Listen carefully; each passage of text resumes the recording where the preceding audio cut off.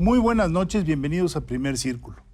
En las últimas semanas hemos vivido una serie de ajustes, reajustes y cambios en la economía internacional debido a muchos factores, debido al Omicron, a la inestabilidad que pudiera generar esta nueva variante del COVID y que podría frenar las economías mundiales, también debido a factores, digamos, de revalorización del dólar, que habremos de explicar, y también debido a factores internos en nuestra economía. Y es por eso que hemos invitado a un especialista, usted lo conoce, ha estado con nosotros en varias ocasiones, Mario Correa, quien además tiene una cápsula dominical que es muy útil, Economía en Breve, para ubicarnos cómo están las variables y cómo se está moviendo la economía. Y por desgracia no hay muy buenas noticias. El crecimiento no fue lo que se esperaba, la inflación va para arriba, y es por ello que hemos invitado a Mario para ver si nos puedes dar 2 o 3 pistas de cómo ves el asunto. Mario, buenas noches. Buenas noches, Mario. Hace mes y medio que estuviste con nosotros, yo te pregunté la dicotomía que ahora todos preguntan sobre la inflación. ¿Es temporal o no es temporal? Tú me contestaste con razón que, bueno, esa no es una buena distinción porque todo es temporal. La pregunta es realmente si va a alimentar o no la subida de precios. Y hace 2 meses tú tendías a pensar que sí, el grueso de los analistas tendían a pensar que no. Y hoy hay como más información que parece indicar que sí está alimentando otros precios y que podríamos, todavía subrayo, podríamos estar entrando no en una subida más o menos contenida de los precios, que es 7% de inflación, no es nada más un mes, que podría extenderse en el tiempo. ¿Cómo lo ves y de qué estaríamos hablando en tu entender, sabiendo que pues, el futuro siempre es el futuro? Por cierto, dijiste 6.7 y él parecía alto. Bueno, en aquel momento era de los más altos. Y hoy día yo estoy esperando 7.6 para el cierre del año. Y pues sí, parece que vamos a tener un problema de inflación que va a durar más tiempo del que todo el mundo esperaba porque se están combinando muchos factores. Pero primero déjame anotar que esta primera quincena de noviembre, que acaban de salir los datos recientemente, pues la inflación ya está arriba del 7%. Desde el 2001 no teníamos una inflación arriba del 7%. Entonces creo que ya eso por sí solo es una muy mala noticia. Y por cierto, nada más para recordar, porque a veces como que pues a las sociedades, a los países nos falla la memoria, ¿no? Y los que nos tocó vivir esos tiempos, pues es útil recordarlo. En aquel entonces, las tasas de interés, esa tasa que ahorita el Banco de México está en 5%, en aquel entonces estaba en 16. Y en aquel entonces estaba haciendo el esfuerzo por bajar la inflación, pues primero a niveles de 10%, de un dígito, ¿no? De meterla al rango de 10% y después bajarla al rango de 5%. Sí, pero ahí veníamos de bajada. Ahí veníamos de bajada. Hoy venimos de subida. De subida y muy rápido. Pero yo creo que hay algo que no se está viendo por parte de todos. Y son estos grandes ciclos que se tienen, sobre todo en la economía global.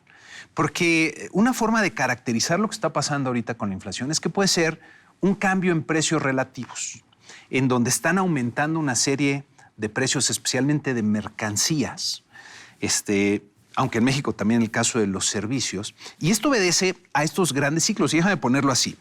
En los 20 años anteriores, en la primera década, todavía de los 90, 2010, tienes todo este proceso de globalización, de integración económica, en donde los países desarrollados están mandando su producción a economías emergentes como China.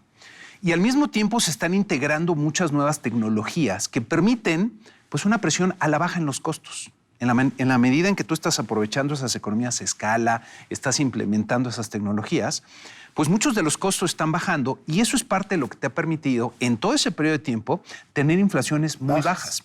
Y ahorita, ¿qué estás observando en la escena mundial? Que ese es un cambio, creo yo, bien relevante. Que ese proceso de globalización se está revirtiendo. O sea, los países están viendo más hacia su interior para la producción, especialmente Estados Unidos y los países desarrollados se están alejando de China. Y lo que eso implica es que vas a dejar de aprovechar muchas de esas economías a escala. Tienes que rehacer. Pero incluso, Mario, China los precios están subiendo porque ya no están los salarios como estaban hace 30 años. También. Pero ante eso, la pregunta viene, si es un cambio estructural, los puertos están congestionados porque estamos consumiendo más mercancías, los costos están subiendo porque pues, lo estás haciendo en Estados Unidos y no en Vietnam.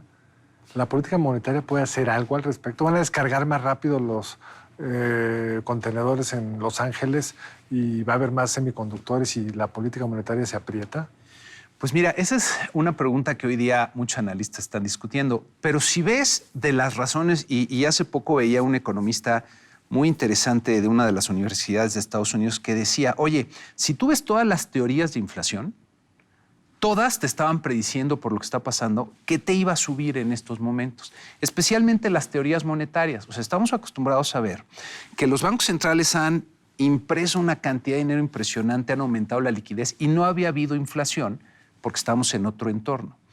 Entonces yo te diría que al final del día las tasas de interés, que es la herramienta con la que cuentan los bancos centrales del mundo, también son un precio. También responden a las condiciones que se están dando en el mercado. Y no puedes tú mantener precios artificialmente bajos todo el tiempo, porque entonces vienen consecuencias en los ajustes que se están dando en los mercados. Y yo creo que queda cada vez más evidente que el ciclo monetario mundial ya tiene que empezar a cambiar, porque estos niveles de inflación no los esperaba nadie y son bastante preocupantes. Creo que la vez pasada comentábamos que el tema realmente sensible de la inflación es que si se desanclan las expectativas, si los que ponen los precios empiezan a ver hacia el pasado, entonces creas una inercia muy difícil de romper. ¿Ya estamos ahí? Yo creo que estamos empezando a entrar en esa situación en la cual si los bancos centrales no empiezan a actuar, se te va a seguir. Hoy día has insistido mucho y yo creo que con toda razón, en la autoridad que debe tener el Banco Central, en las cápsulas de Economía en Breve, lo dices, hay un contenido de autoridad, de legitimidad en quien conduce la política monetaria en un país, en el Banco Central, que es parte, digamos, de los cimientos mismos de la actuación. Y por primera vez en la historia vamos a tener 5 miembros de la Junta de Gobierno que no tienen experiencia del Banco de México, que no tienen experiencia en esa institución. Yo no estoy dudando de sus capacidades. Hay gente muy capaz, yo conozco a varios de ellos, pero no es un buen momento para tener, no digo improvisados, pero gente que no tiene experiencia. Sobre todo en la cabeza. En la cabeza, ¿no? desde luego. Por poner de otra forma, hay factores exógenos, externos, has platicado algunos de ellos, y lo otro son los nuestros. En lo que sí podemos controlar, ¿cuáles son esas variables que a ti te preocupan? Como bien comentan, yo creo que no son tiempos ante el panorama que se nos ve venir. Tú necesitas, es como platicábamos de ir en medio del vuelo y de repente le das el timón a una persona que nunca ha manejado el avión del que se trata o está saliendo, a lo mejor es un alumno muy brillante en todo lo que ha hecho, pero no tiene la experiencia concreta de esta nave que ahora va a conducir y vienen tiempos complicados. Entonces yo creo que sí hay ahí un factor de preocupación. Y mira, ahora, gracias por comentarlo en mi programa. En esta semana justamente hablaba de los ciclos que ha habido de política monetaria en México del 2000 para acá. Y tenemos 4 ciclos de alza en las tasas de interés. Y hay uno que es especialmente marcado, que no se nos debe de olvidar, que empieza en el 2015, cuando las tasas se van del 3 al 8. Y si tú ves esos ciclos monetarios, en todos, el momento en que Banco de México empieza a subir las tasas es poco antes de que la inflación empezara a subir. Y ahorita ya va tarde. Ya va tarde. Sí. Ahora, en ese caso, si recuerdo bien, fue asociado a la caída en el precio del petróleo, que llevó a una presión devaluatoria y fue como tratar de contener, corrígeme, estoy diciendo una babosada, vía el precio clave de la economía mexicana, que es el dólar. Ahora, ciertas decisiones recientes, como la nominación de la maestra Rodríguez, han tenido el efecto contrario.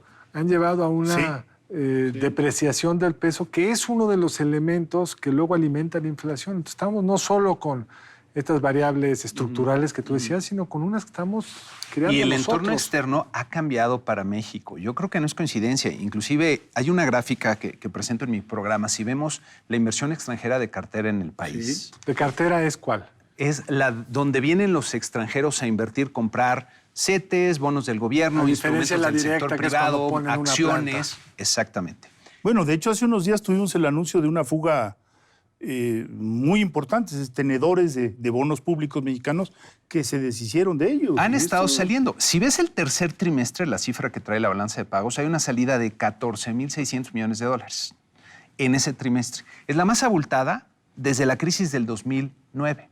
Y también lo que se observa, si tú ves la gráfica, normalmente tú tienes entradas de inversión extranjera en cartera por una serie de circunstancias. En los últimos 2 años, trimestre a trimestre, estás observando más bien salidas. Entonces, eso lo que a mí me quiere decir es que los extranjeros, los inversionistas, ya no están viendo con los mismos ojos al país. Algunas cosas han cambiado. Y el ancla nominal de la economía mexicana, el que ha permitido que tengas esa estabilidad que ha sido el principal activo por mucho tiempo, es el Banco de México. Y hoy día esa ancla se empieza a percibir que se puede aflojar. Y te digo, ya vamos tarde en la política monetaria. Banco de México debería estar subiendo su tasa, desde mi punto de vista, a un ritmo mayor, quizá de aquí hasta el 7% de corridito en el 2022, para asegurarse que la inflación dé la vuelta. Porque si el banco no sale a defender su credibilidad, y empiezan a cambiar las expectativas. Y aquí hay, yo diría, 2 tipos de expectativas. Los que ponen precios del súper, ¿no?, de sus empresas, y los que invierten en los mercados, los que compran bonos de largo plazo. Y si esos que compran bonos de largo plazo ven que el banco está dispuesto a aceptar una inflación mayor, ya no digamos del 3,5, 4, que es lo que has logrado observar en el pasado, sino del 5 o más, las tasas de largo plazo se te pueden subir fuerte. ¿Ya sucedió eso? Ya estaba el mercado, ya como dicen ustedes, ya empezó a reaccionar, pero las tasas todavía están debajo del 8%, las tasas de los bonos de 10 años. El riesgo es que se te vuelvan a ir por arriba del 10, 11%. Y eso sí te pega a la economía. Olvídate del 2022. Estamos hablando de los siguientes 10 años. Entonces, por eso creo yo que es importante que el banco empiece a actuar. No, y tu expresión de que van tarde, pues tiene que ver con el dato de una inflación que va a estar arriba del 7% y una tasa que está en el 5%. O sea, pues llegar... Ahora, no sirve... digamos, hay muchos economistas que te dicen, es que subir la tasa no ayuda a controlar la inflación. No, pero sí te ayuda a retener capitales para que no se te vayan, lo cual de alguna manera te ayuda a que tu tipo de cambio no se vaya al cielo, lo cual te ayuda a que la inflación más o menos se mantenga moderado. ¿Estoy bien o me voy de regreso? Otro día... Pues mira, yo pienso que es decir que subir las tasas no ayuda a la inflación, tiene una visión muy limitada de las cosas, porque en la experiencia que tenemos, lo que te permite contener la inflación como este periodo, este proceso que no es de un año, es de varios, es tener las tasas adecuadas. Y a México le costó mucho trabajo bajar la inflación al 10 y después al 5, y eso se logró con tasas relativamente elevadas. La tasa... Pero nos falta un minuto, entonces tenemos que cerrar. Okay. ¿Cuál es tu pronóstico para fin de año en materia de inflación? Ya nos dijiste, pero para el año entrante... 7. Perdón, 7.6. ¿Y para el año entrante? Para el año entrante lo estoy revisando. Ahorita ando como en 4.3, si bien nos va. ¿De inflación? Pero hay mucha pero hay mucha incertidumbre, porque enero, igual, y si empiezas a tener toda esta cadena de efectos de segundo orden, vas a estar otra vez en niveles del 5 o 6%, ¿no? Todo el mundo piensa que la inflación, después de todos estos efectos, va a empezar a comportarse normal. Eso es lo que está por verse. Habrá que verlo en enero. Mario, mil gracias una vez más por haber estado aquí. Al contrario, muchas gracias por la invitación. Siempre un placer. Nos vemos la próxima aquí en Primer Círculo. Muy buenas noches, gracias por acompañarnos. Nos vemos el lunes entrante aquí en Primer Círculo.